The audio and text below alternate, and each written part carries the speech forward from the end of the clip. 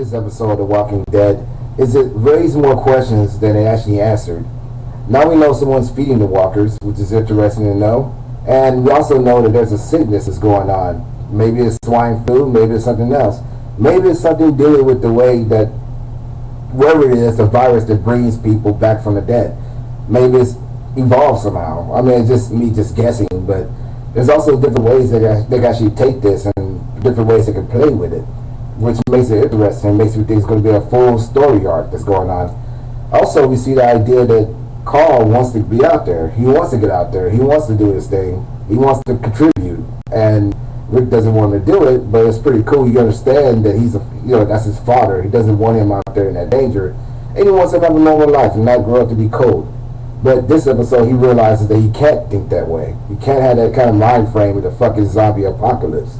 He needs to let his son get out there to help because that's the world his son grew up in.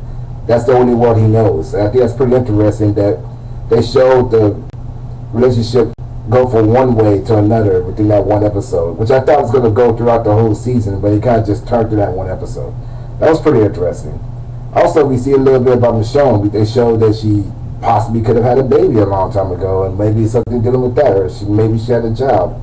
They didn't really put that much into Michonne in the show. There's a little bit of backstory in the comic book, but that's for the comic book. Whatever they do with Michonne in the show, they're going to do that with her in the show. So we have no idea exactly where she came from, how she knows how to sword fight, or where she got a sword from originally. I can't remember. Sometimes certain things blend in from the comic book with the show because I read both sometimes.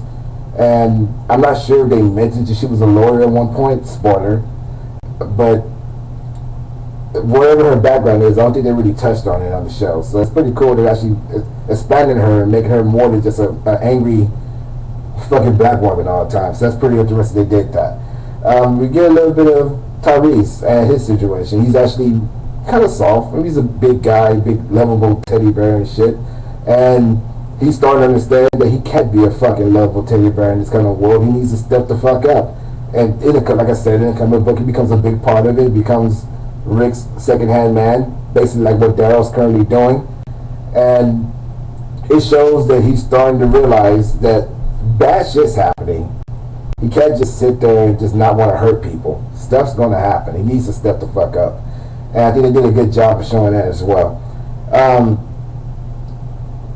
The idea that someone feeding the walkers rats, that's really fucked up. It really is. And the fact that there's all this danger around them, and they feel finally that they're safe. They're in an area in which they're safe, and to realize that there's something inside that could possibly harm them as well. Whereas a person who's burning the bodies or feeding the rats, whoever it is, who's doing some heinous, ridiculous shit, they're living there with them, and they can actually hurt them in their sleep. And it could also be a situation like what happened to Patrick, where Patrick got sick and passed away, and basically had a fucking buffet in the middle of the night. So there's so many things they could do with this season. It's pretty interesting how it went from one thing to another thing that fast within 2 episodes.